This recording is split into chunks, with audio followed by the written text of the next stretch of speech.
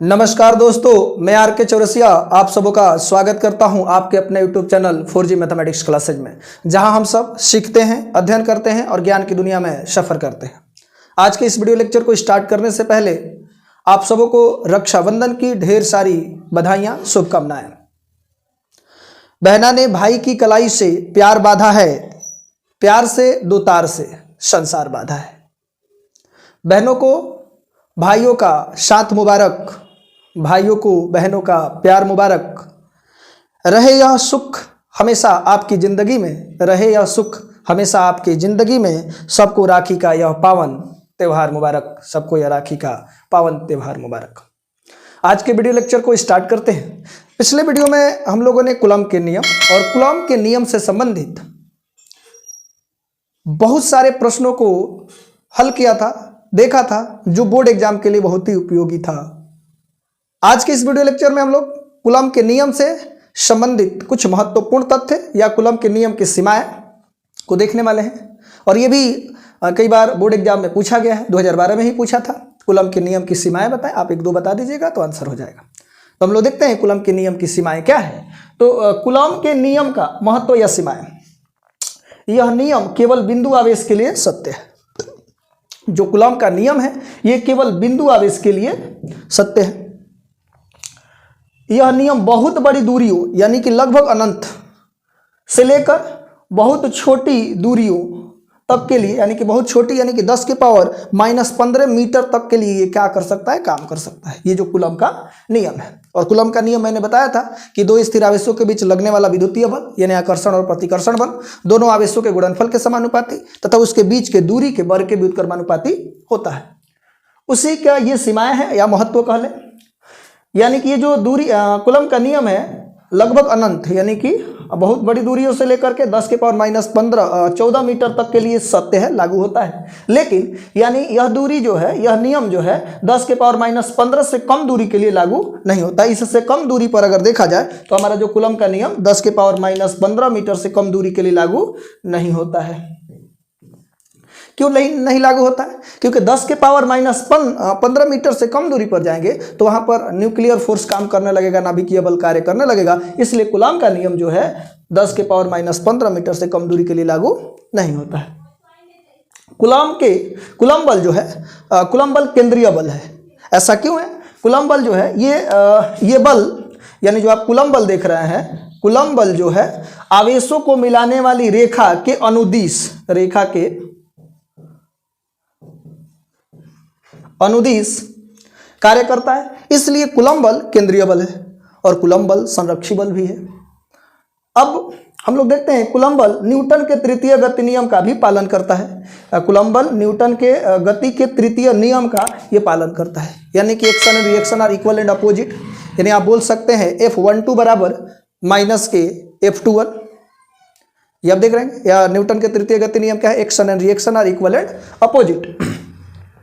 Coulomb के नियम का स्थिर वैद्युतिकी में वही महत्व है। यानी कि जो कूलम्ब का नियम है उस स्थिर वैद्युतिकी में वही महत्व है जो न्यूटन के गुरुत्वाकर्षण के नियम का भौतिकी में है। न्यूटन का जो गुरुत्वाकर्षण नियम है आपने देखा होगा, F बराबर G m1m2 बटा के r²। देख लेते हैं। तो ये कूलम्ब का नियम क्या है कि F बराबर K Q1 Q2 बटा के r²। और न्यूटन का जो गुरुत्वाकर्षण का नियम है F बराबर G m1m2 बटा के r²। देख लो, ये लगभग रिलेट कर रहा है।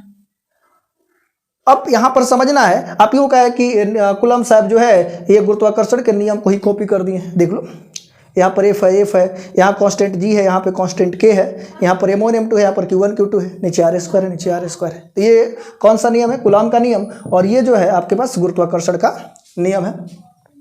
विद्युत बल गुरुत्वाकर्षण बल के तुलना में बहुत अधिक प्रबल होता है। यानी कि अगर देखा जाए कि विद्युत बल और गुरुत्वाकर्षण बल में कौन सबसे ज्यादा मजबूत होता है, तो विद्युतीय बल सबसे अधिक मजबूत होता है, गुरुत्वाकर्षण बल बहुत ही कमजोर होता है। यानी प्रकृति में सबसे कमजोर बल कौन सा बल है? तो आप बोल सकते हैं गुरुत्वाकर्षण बल प्रकृति में सबसे कमजोर बल है। गुरुत्वाकर्षण बल क्या है? तो दो वस्तुओं के बीच, दो द्रव्यमान वाले वस्तुओं के बीच लगने वाले आकर्षण बल को ही हम लोग बोलते हैं गुरुत्वाकर्षण बल।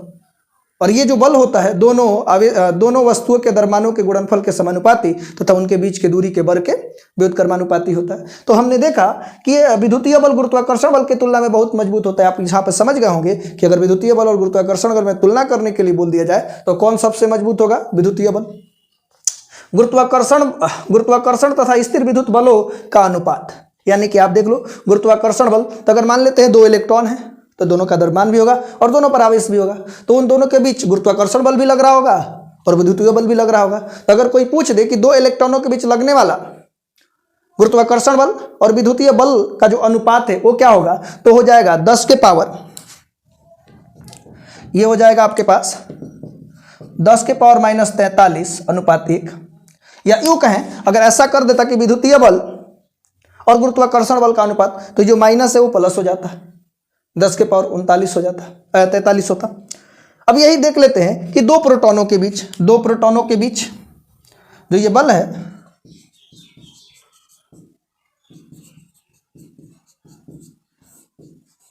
दो प्रोटॉनों में जो ये अनुपात है वो कितना हो जाएगा? 10 के पावर -36/1। यानी यूं कहें कि 2 प्रोटॉन है तो 2 प्रोटॉनों के बीच लगने वाला गुरुत्वाकर्षण बल और साथ ही साथ विद्युतीय बल का जो अनुपात होगा 10 के पावर -36/1, यानी 10 के पावर -36 अनुपात 1 बोल सकते हैं। यहाँ पर आप ये भी लिख सकते हैं 10 के पावर -43 अनुपात 1। ठीक है, यही बात आप तो समझ रहे हैं, बहुत आसान है ये बात। लेकिन अगर यही बात कह दिया जाए कि एक प्रोटॉन तथा एक इलेक्ट्रॉन के बीच गुरुत्वाकर्षण बल और विद्युतीय बल का जो अनुपात होगा वो 10 के पावर -39/1 होगा, यानी 10 के पावर 39 अनुपात 1 हो जाएगा। यानी आपने देखा कि गुरुत्वाकर्षण बल और विद्युतीय बल में स्ट्रॉन्ग कौन है? तो विद्युतीय बल। और 2 इलेक्ट्रॉनों के बीच गुरुत्वाकर्षण बल और विद्युतीय बल का अनुपात कितना होगा? 2 प्रोटॉनों के बीच इसका अनुपात क्या होगा? प्रोटॉन तथा इलेक्ट्रॉन, यानी एक प्रोटॉन और एक इलेक्ट्रॉन के बीच गुरुत्वाकर्षण बल और विद्युतीय बल का जो अनुपात होगा वो कितना होगा। अब हम लोग समझ लेते हैं कि बिंदु आवेश क्या होता है।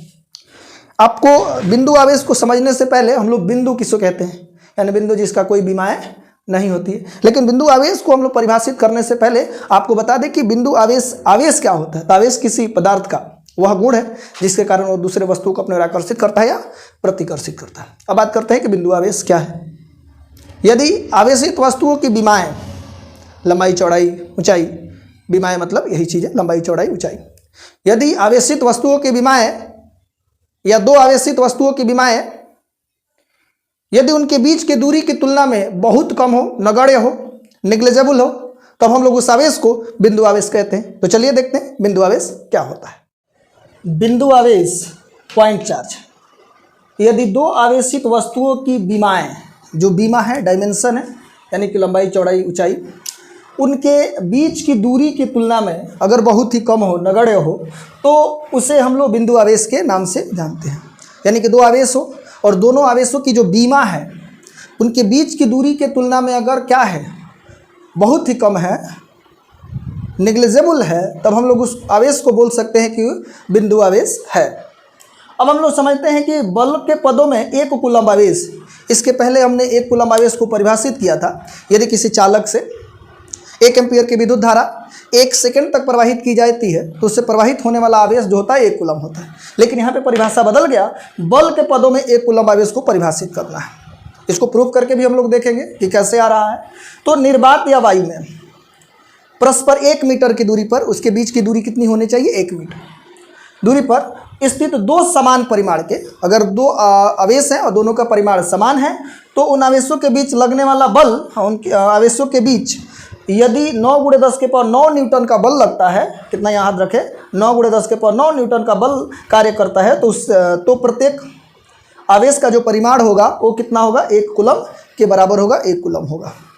इस बात को देखते हैं। कई बार ये भी पूछा है कि अगर 1 कूलम्ब का आवेश 1 मीटर की दूरी पर, अब ध्यान देना, ये ऑब्जेक्टिव में कई बार आया है कि 1 कूलम्ब का आवेश निर्वात में 1 मीटर की दूरी पर स्थित हो तो उनके बीच लगने वाला बल कितना होगा। ऑब्जेक्टिव में 4 ऑप्शन दिए रहते हैं, तो आपको ये वाला ऑप्शन मारना है। 9 × 10⁹ न्यूटन का बल कार्य करता है। यानी निर्वात में 1 कूलम्ब का आवेश 1 मीटर की दूरी पर होंगे तो उनके बीच लगने वाला जो बल होगा वो कितना होगा? इतना होगा। एक प्रश्न हम आपको बताना पड़ेगा, कमेंट करके आप सभी लोग बताइए कि इसका आंसर क्या होगा। हमने इसको पहले बताया भी था। 1 कूलम्ब आवेश में कितने इलेक्ट्रॉन होते हैं, डैश इलेक्ट्रॉन होते हैं। आप सभी लोग कमेंट करके बताइए कि 1 कूलम आवेश में कितने इलेक्ट्रॉन होते हैं। अब हम लोग इस बात को समझ लेते हैं कि जो ये परिभाषा दिए है वो सत्य है कि नहीं है, सत्य करते हैं। देखिए, मान लेते हैं कि 2 बिंदु आवेश है, एक बिंदु आवेश Q है और समान परिमाण के है, तो इसको भी मान लेते हैं Q, और इसके बीच की दूरी जो है वो 1 मीटर है, 1 मीटर। और बल का जो मान दिया है वो 9 × 10 के पावर 9 न्यूटन दिया है। तो हम लोग को बताना है कि इन आवेशों का परिमाण कितना होगा। तो हम लोग कूलाम का नियम तो जानते हैं, कूलाम के नियम से आप सबको पता भी है कूलाम का नियम क्या है। अगर आप लिख सकते हैं तो कमेंट में कूलाम का पूरा नियम लिख दीजिए, पूरे स्टेटमेंट को लिख दीजिए, देखते हैं कौन कौन लिख पा रहा है। तो कूलाम के नियम से हम लोग जानते हैं कि F बराबर होता है K Q1 Q2 बटा के R²। अब चूंकि यहाँ पर हम लोग देख पा रहे हैं F का जो मान है 9 × 10 के पावर 9 दिया गया है, और K का भी मान होता है 9 × 10 के पावर 9। K का मान आप लोग जानते हैं, K का मान 1/4 ε0 या 9 × 10 के पावर 9 न्यूटन मीटर स्क्वायर प्रति कूलम स्क्वायर। और Q1 का मान भी कितना है Q, और Q2 का मान भी Q है, ये भी Q है, ये भी Q है, और इनके बीच का जो दूरी है वो 1 है, तो E1 का स्क्वायर हो जाएगा। आप समझो कि अगर इसको सोल्व किया जाएगा तो इससे इसको कटा दिया जाए, गुणा में इधर आएगा तो भाग में इधर बच जाएगा 1, और इधर हो जाएगा Q कितना हो जाएगा जी, Q², 1 है तो खत्म। तो Q² = √1, तो यहाँ पर Q का मान हो जाएगा 1, यानी Q का मान कितना हो गया, तो Q आवेश का जो SI मात्रक होता है वो कूलाम होता है, तो Q बराबर 1 कूलाम हो गया। तो हम लोग यहाँ से जो डिफिनीशन बनाए थे वो बिल्कुल सत्य है कि निर्वात या वायु में परस्पर 1 मीटर की दूरी पर स्थित 2 समान परिमाण के आवेशों के बीच यदि 9 × 10 के पावर 9 न्यूटन का बल लगता है तो उन आवेशों का जो परिमाण होगा वो कितना होगा, इतना होगा, 1 कूलाम होगा। इसके पहले मैंने बोला था ऑब्जेक्टिव में एक प्रश्न आता है कि निर्वात में 1 मीटर के 1 कूलम का आवेश निर्वात में 1 मीटर की दूरी पर स्थित हो तो उसके बीच लगने वाला बल क्या होगा, तो इतना ही होगा। अब हम लोग नेक्स्ट समझते हैं कि सर परावैद्युतता क्या होता है, परावैद्युतांक क्या होता है, अपेक्षिक परावैद्युतता क्या होता है। और एक और चीज़ मैंने बताया था, जब चालकता के आधार पर पदार्थ को डिवाइड किए थे तो मैंने बताया था चालक, कुचालक और अर्धचालक, और कुचालक के नीचे लिखा था परावैद्युत पदार्थ। इन सब चीज़ों को हम लोग देखेंगे कि क्या होता है, ठीक है। आप वीडियो को अगर नोट कर रहे हैं तो नोट कर लीजिए, स्क्रीनशॉट ले लीजिए, ठीक है, लिए होंगे। चलिए अब हम लोग देखते हैं कि परावैद्युतता क्या होता है। तो परावैद्युतता किसी पदार्थ का गुण है। परावैद्युतता क्या है, किसी पदार्थ का गुण है जो यह बताता है कि किसी आवेशित वस्तु को इस माध्यम में रखा जाएगा, यानी कि इस माध्यम में आवेशों के बीच बल कितना लगेगा, यानी माध्यम की उपस्थिति में बल कितना बढ़ेगा या घटेगा। तो परावैद्युतता क्या है, किसी माध्यम का, परावैद्युतता किसी पदार्थ का गुण होता है जो यह बताता है कि इस माध्यम में आवेशों के बीच कितना बल लगेगा। अब हम लोग बात करते हैं परावैद्युत पदार्थ क्या होता है। परावैद्युत पदार्थ कुचालक पदार्थ होता है। हम लोगों ने इसके पहले भी जाना था जब चालकता के आधार पर पदार्थों को डिवाइड किए थे। समझते हैं कि परावैद्युत पदार्थ क्या होता है। तो वैसा कुचालक पदार्थ यानी वैसा विद्युत रोधी पदार्थ जो अपने में से विद्युत धारा को प्रवाहित नहीं होने देती है। तो कुचालक पदार्थ का एक तो गुण होता है कि अपने से होकर के विद्युत धारा प्रवाहित नहीं होने देती है, क्योंकि उसके अंदर फ्री इलेक्ट्रॉन नहीं होते हैं, ना के बराबर होते हैं, लेकिन विद्युत प्रभाव को दर्शाता है। तो ये ऐसा कुचालक पदार्थ है जो अपने से विद्युत धारा को प्रवाहित होने नहीं देता है, लेकिन विद्युत प्रभाव को क्या करता है, प्रदर्शित करता है। उससे हम लोग बोलते हैं परावैद्युत पदार्थ। इसमें मुक्त इलेक्ट्रॉनों की जो संख्या होती है लगभग नहीं होता है, ना के बराबर होता है। या यूँ कहें कि दूसरा डिफिनीशन भी बोल सकते हैं, वैसा विद्युत रोधी पदार्थ या वैसा कुचालक पदार्थ जिसे बाहरी विद्युत क्षेत्र में रखने पर ध्रुवित हो जाती है, उसे हम लोग बोलते हैं क्या, परावैद्युत पदार्थ। या वैसा कुचालक पदार्थ या वैसा विद्युत रोधी पदार्थ जिसे किसी बाहरी विद्युत क्षेत्र में रखने पर ध्रुवित हो जाती है, उससे हम लोग बोलते हैं परावैद्युत पदार्थ। जैसे में क्या है, तो जैसे में आपके पास एबोनाइट है, कांच है, मोम है, कागज है, तेल है, ये सारे के सारे कुचालक पदार्थ हैं। और ये जो होते हैं अपने से होकर के विद्युत धारा को प्रवाहित नहीं होने देते हैं, साथ ही साथ ये बाहरी विद्युत क्षेत्र में विद्युत प्रभाव को प्रदर्शित करते हैं। इसलिए ये सारे के सारे जो है ये परावैद्युत पदार्थ है।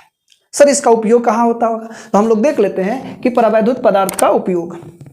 तो आपने देखा होगा पंखे में एक बैटरी की तरह कंडेंसर लगा होता है जिसको हम लोग कैपेसिटर कहते हैं, और कैपेसिटर यानी कि संधारित्र के बीच, संधारित्र के प्लेटों के बीच इसका उपयोग समान आकार में धारिता को बढ़ाने के लिए किया जाता है। यानी कि ये जो परावैद्युत पदार्थ है इसका बहुत ही महत्वपूर्ण उपयोग हम लोगों ने देखा कि इसका उपयोग हम लोग कहाँ करते हैं, तो परावैद्युत पदार्थ का एक प्रमुख उपयोग जो है संधारित्र के प्लेटों के बीच किया जाता है ताकि समान आकार में यानी आकार में वृद्धि किए बिना उसकी धारिता को बढ़ाया जा सके। अब हम लोग समझते हैं कि सर परावैद्युतांक क्या होता है, या परावैद्युतांक को ही हम लोग परावैद्युतांक को ही हम लोग बोलते हैं अपेक्षिक विद्युतशीलता। ये जो परावैद्युतांक जो है इसी को बोलते हैं अपेक्षिक विद्युतशीलता। तो आपको बता दें कि निर्वात में आवेशों के बीच लगने वाला बल और किसी माध्यम यानी कोई माध्यम है जिसका परावैद्युतांक हम मान लेते हैं एप्सिलॉन है। निर्वात में आवेशों के बीच लगने वाला बल और किसी माध्यम में आवेशों के बीच लगने वाले बल को हम लोग बोलते हैं परावैद्युतांक, बोलते हैं डाइलेक्ट्रिक कांस्टेंट बोलते हैं, और इसी को हम लोग बोलते हैं अपेक्षिक विद्युतशीलता। तो देखते हैं कि ये क्या होता है। उससे पहले आप लोग इसको नोट कर लीजिए, आप लोग इसको नोट कीजिए। चलिए देखते हैं कि परावैद्युतांक क्या होता है। तो मैंने बताया कि आवेशों के निर्वात में आवेशों के बीच लगने वाला बल और किसी माध्यम में आवेशों के बीच लगने वाले बल के अनुपात को हम लोग क्या बोलते हैं, परावैद्युतांक कहते हैं। तो निर्वात में आवेशों के बीच लगने वाला बल और किसी माध्यम में आवेशों के बीच लगने वाले बल के अनुपात को परावैद्युतांक कहते हैं और इसे एप्सिलॉन आर के द्वारा सूचित करते हैं। अब आपको इस बात को हम लोग थोड़ा सा आगे चल करके प्रूफ करके भी देख लेते हैं। मान लेते हैं दो आवेश Q1 और Q2 है और इनके बीच की जो दूरी है उसको मान लेते हैं क्या है, R है। अगर इसके बीच निर्वात है तो इनके बीच लगने वाला जो बल होगा वो क्या मिलेगा, तो लगने वाला बल F0 जो मिलेगा वो मिल जाएगा 1/4 पाई एप्सिलॉन नॉट, की माध्यम जो है एप्सिलॉन नॉट, और दोनों के बीच आवेश जो है Q1 Q2 और बीच की दूरी है R²। और मेन बटा अगर इसके बीच कोई माध्यम रख दिया जाए जिसका परावैद्युतांक क्या है, एप्सिलॉन है, तब क्या होगा उस बात को भी समझते हैं। तो यहाँ हो जाएगा 1/4 पाई एप्सिलॉन नॉट इंटू के Q1 Q2 बटा के R²। यहाँ से Q1 Q2 कैंसिल, ये R² भी कैंसिल हो जाएगा, 4 पाई और 4 पाई भी कैंसिल आउट हो जाएगा, बच गया 1/एप्सिलॉन नॉट। यहाँ पर जो माध्यम था उस माध्यम के परावैद्युतांक कितना था, एप्सिलॉन, तो 1/एप्सिलॉन। तो ये 1/एप्सिलॉन नॉट, ये 1/एप्सिलॉन, तो ये पलटी मारेगा तो ऊपर चला जाएगा। तो यहाँ पर हो जाएगा एप्सिलॉन आर बराबर एप्सिलॉन बटा के एप्सिलॉन नॉट। कई जगह पर बोर्ड एग्जाम में ये क्वेश्चन आया भी ऑब्जेक्टिव प्रश्न में। यहाँ से हम लोग इस बात को भी समझ सकते हैं एप्सिलॉन बराबर एप्सिलॉन नॉट इंटू के एप्सिलॉन आर होता है। इसको भी कूलम के नियम में हमने उपयोग करके देखा भी था। यहाँ से एक डिफिनीशन आ जा रहा है, ये अपेक्षिक विद्युतशीलता इसी को कहा जाता है। तो यहाँ से एक डिफिनीशन निकल कर आ जा रहा है, किसी माध्यम की निरपेक्ष विद्युतशीलता और निर्वात की निरपेक्ष विद्युतशीलता के अनुपात को हम लोग अपेक्षिक विद्युतशीलता कहते हैं। यहाँ से एक और डिफिनीशन हम लोग निकाल करके देखें तो हम लोग ये बोल सकते हैं कि अतः, यहाँ से एक और डिफिनीशन क्या हो सकता है, अतः किसी माध्यम की निरपेक्ष विद्युतशीलता, ये क्या है, किसी माध्यम की निरपेक्ष विद्युतशीलता और बोल सकते हैं और निर्वात या वायु, निर्वात या वायु की निरपेक्ष विद्युतशीलता के अनुपात को हम लोग क्या बोलते हैं, अपेक्षिक विद्युतशीलता कहते हैं। तो दो डिफिनीशन यहाँ से मिल गया। एप्सिलॉन आर का मान कितना होगा, एप्सिलॉन आर बराबर एप्सिलॉन बटा एप्सिलॉन नॉट, यहाँ से एक डिफिनीशन हो गया। और ये जो आया था वो आया था क्या, निर्वात में, यहाँ पर देख लीजिए, निर्वात में आवेशों के बीच लगने वाला बल F0 और किसी माध्यम में लगने वाला बल Fm के अनुपात को हम लोग बोलते हैं अपेक्षिक विद्युतशीलता। अब हम लोग यहाँ पर देखेंगे कि कुछ परावैद्युत पदार्थ के परावैद्युतांक कितना होता है, उसको भी समझ लेंगे कि क्या होता है। उससे पहले आप वीडियो को पॉज करके और नोट कर लीजिए, वीडियो को पॉज कर लीजिएगा चलिए अब हम लोग ये इसको भी समझ लेते हैं कि किसी माध्यम के परावैद्युतांक क्या हो। हम लोग विभिन्न प्रकार के पदार्थों के परावैद्युतांक को जानेंगे और वो भी कितने डिग्री सेल्सियस पर, 20 डिग्री सेल्सियस पर। तो आप सबों को बताना है, अगर आपको पहले से पता है तो इन सब का मान आपको बताना है कि परावैद्युत पदार्थों के 20 डिग्री सेल्सियस पर अपेक्षिक विद्युतशीलता, जिसको हम लोग परावैद्युतांक के नाम से जानते हैं, वो कितना होता है। तो आप सब कमेंट करके बताइएगा। तो हम लोग देखते हैं कि हवा का परावैद्युतांक कितना होता है। आप सभी लोग कमेंट कीजिए कि हवा का परावैद्युतांक कितना होता है। तो हवा का परावैद्युतांक जो होता है वो 1 होता है। अगर पूछा जाए कि जल का परावैद्युतांक कितना होता है तो भी आप लोग कमेंट करके बोलिए कितना होता है जल का परावैद्युतांक। 8 होता है, 80 होता है, सॉरी। अगर धातु या चालक का परावैद्युतांक कितना होता है, आप कमेंट करिए धातु या चालक का परावैद्युतांक कितना होता है। चलिए, तो इसका अनंत होता है। एम्बर का परावैद्युतांक कितना होता है, सभी लोग बताइए। एम्बर का, तो एम्बर का परावैद्युतांक होता है 2.8 और एबोनाइट का भी लगभग इतना ही होता है, 2.8। और कांच का जो परावैद्युतांक होता है वो 5 से 10 होता है। जो कांच का परावैद्युतांक कितना से कितना होता है, 5 से 10 तक होता है। आप लोग अब पीवीसी का बताइए कि पीवीसी का परावैद्युतांक कितना होता है। आप सभी लोग बताइए पीवीसी का परावैद्युतांक कितना होता है। चलिए सभी लोग कमेंट करिए। तो पीवीसी का जो परावैद्युतांक होता है वो 4.5 हो जाता है, 4.5। ठीक। अब एक बहुत ही इंपॉर्टेंट प्रश्न कई बार पूछा गया है, इस तरीका से पूछा गया कि परावैद्युत शक्ति तथा अपेक्षिक परावैद्युतता को यानी अपेक्षिक विद्युतशीलता को परिभाषित करें। तो परावैद्युत शक्ति क्या होता है, तो आपको बता दें कि वह महत्तम विद्युत क्षेत्र जहां पर कोई परावैद्युत पदार्थ उस विद्युत क्षेत्र को सहन कर सकता है, अर्थात वहां तक वो अचालक की तरह व्यवहार करता है, लेकिन उससे ज़्यादा अगर विद्युत क्षेत्र बढ़ाया जाएगा तो वो क्या होगा, वो चालक का काम करने लगेगा। तो उस महत्तम विद्युत क्षेत्र को ही हम लोग बोलते हैं परावैद्युत शक्ति। तो देखते हैं कि परावैद्युत शक्ति होता क्या है। तो देखिए परावैद्युत शक्ति, जिसको हम लोग डाइलेक्ट्रिक पावर के नाम से जानते हैं, तो विद्युत क्षेत्र की तीव्रता का वह अधिकतम मान, यानी आप यहाँ पर क्लियर समझ जाइए कि परावैद्युत शक्ति वो विद्युत क्षेत्र है। तो परावैद्युत शक्ति जो है विद्युत क्षेत्र की तीव्रता का वह अधिकतम मान, यहाँ पर लिख सकते हैं वह अधिकतम मान जहाँ तक परावैद्युत माध्यम, जो परावैद्युत पदार्थ है, परावैद्युत माध्यम है, वो अचालक बना रहता है, उसे परावैद्युत शक्ति कहते हैं। यानी कि वह अधिकतम विद्युत क्षेत्र की तीव्रता, जहाँ तक कोई माध्यम या कोई परावैद्युत पदार्थ अचालक की तरह व्यवहार करता है, उस अधिकतम या महत्तम विद्युत क्षेत्र को ही परावैद्युत शक्ति के नाम से जानते हैं। लेकिन उससे थोड़ा सा अधिक बढ़ाया जाएगा, जो परावैद्युत माध्यम है कुचालक की तरह जो व्यवहार करता है, अगर चालक इससे थोड़ा सा अधिक बढ़ाया जाए तो किसमें परिवर्तन हो जाए, चालक का काम करने लगे, तो उस महत्तम विद्युत क्षेत्र को ही हम लोग परावैद्युत शक्ति कहते हैं। फिर से एक बार समझते हैं कि परावैद्युत शक्ति क्या होता है।